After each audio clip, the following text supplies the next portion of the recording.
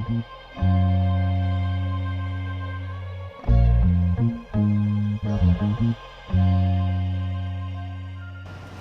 loves, it's Chellbee. I am Chellbee, the blogger behind Chellbee.com. Thank you so much for joining me for another video. I'm sharing 4 quick tips for how to easily transition into marriage.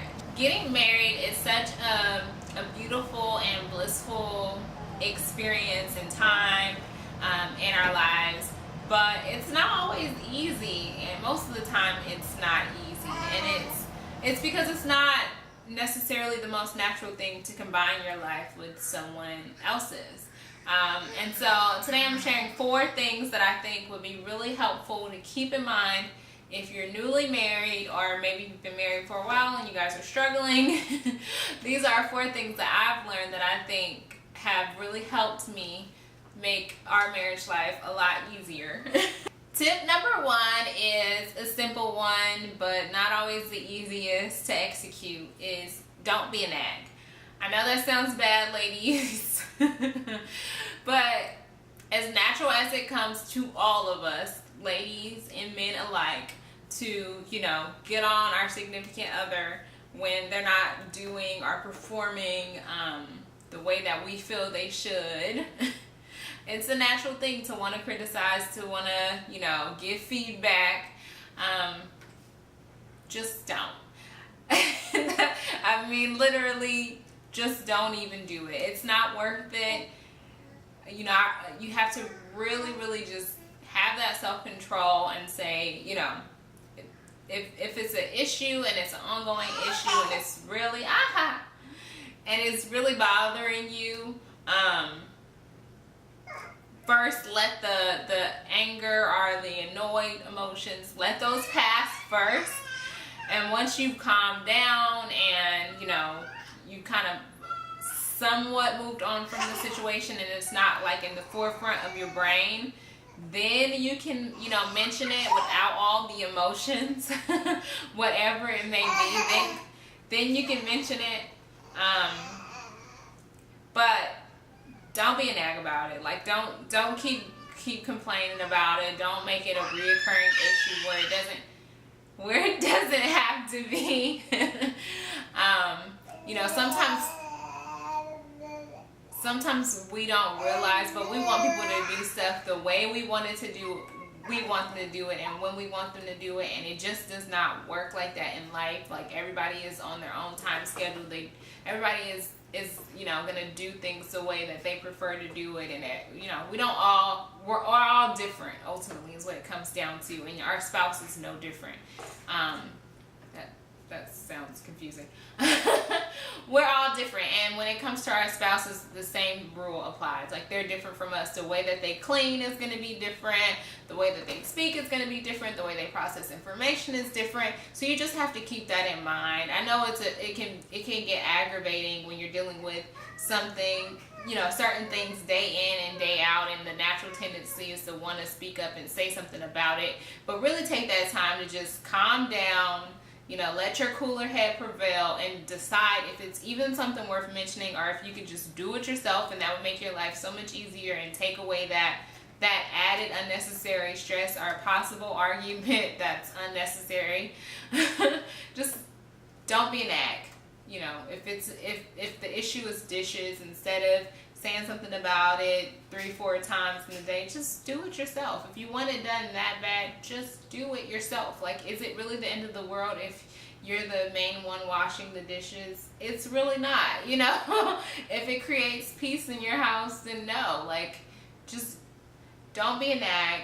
I know sometimes, things don't move as quickly as we would like, or things don't happen the way we like, but you gotta find a way to balance what you want or how you want to live with having peace in your home. And for me, peace is gonna win every time. I don't want this to be an angry, hostile house all over dirty dishes and clothes on the floor. Like, it's just not that serious for me. So I don't nag about those things. Yes, it annoys me if my husband throws his clothes on the floor, but it takes me like 1 minute to pick it up and throw it in the dirty hamper. So why am I gonna nag him about it or start an argument about it? I'm not, because it's not even that serious. That's all I'm saying. You know, just take a moment, let yourself calm down, and think about whether or not it's really something worth starting a unnecessary argument about, because we all know most of the time it leads to an argument. Because if you see somebody doing something multiple times that you don't like, you're not going to, especially if you approach them in that moment, you're not going to approach them in a way to where they can really receive that criticism and learn from it. Let's just be realistic and honest here. All right, now that I've rambled about that, the second one, which kind of goes to don't be a nag, is look at yourself first. Like for me, I'm really particular and OCD, and I know that, so I have to really look at myself and be honest with myself. Do I really want him to do the dishes? Not really, because I don't feel like he's going to do it the way that I like it to be done. And so I have to admit that. I have to be honest with myself. I have to look at myself and just be like, you know what? I really don't even want to ask him to do the dishes, because I don't feel like he's going to put the dishes away the way I want them put away, or he's going to put them in a place where they don't go. So let me just do it myself, so that way I don't have to be aggravated. I don't need to ask him about it 15 times, and I don't have to look all over the place for dishes when I could just put them away myself and know exactly where they are, because I'm the main one cooking anyways. So that's just what I mean about looking at yourself first. You know, sometimes you have to just take yourself out of the equation and think, if it was your significant other doing that same thing, which you act in the way you were planning on acting. So look at yourself first before you place blame, before you look at your significant other. Look at yourself, see what you can do differently. Number 3, I mean, all of these honestly go back to just not creating a argumentative calamity, you know, a household that's not peaceful. Honestly, that's what all these go back to, because that's usually like the first thing that happens in a marriage. You guys are getting used to living with each other for the first time. You know, you are getting used to each other's routine, getting used to the way you guys keep house. Sorry, that's Rosie.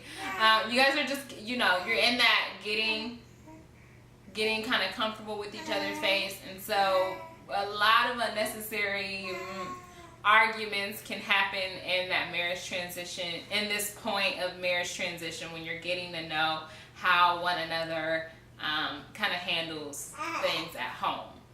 But don't make a mountain out of a molehill. Ultimately, I'm just saying, don't create a problem where there isn't one. Don't make issues bigger than they need to be. And my last tip, really quickly, because I need to go, is remember why you said I do in the first place. Like, if you can just kind of go back to those happy memories, you'll find that a lot of things that feel like issues aren't as important as you thought in that moment.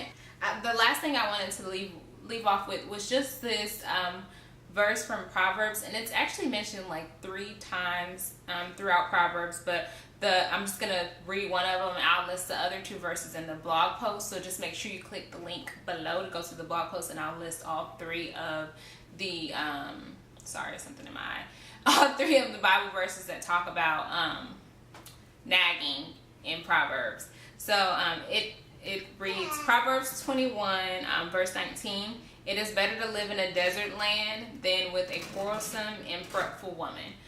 So I'm going to leave you guys with that. Make sure you click the link below to go to the blog post and read more information. I hope you guys enjoyed today's video. If you recently got married, congratulations. And as always, you guys, be blessed, stay safe. Talk to you soon. Bye.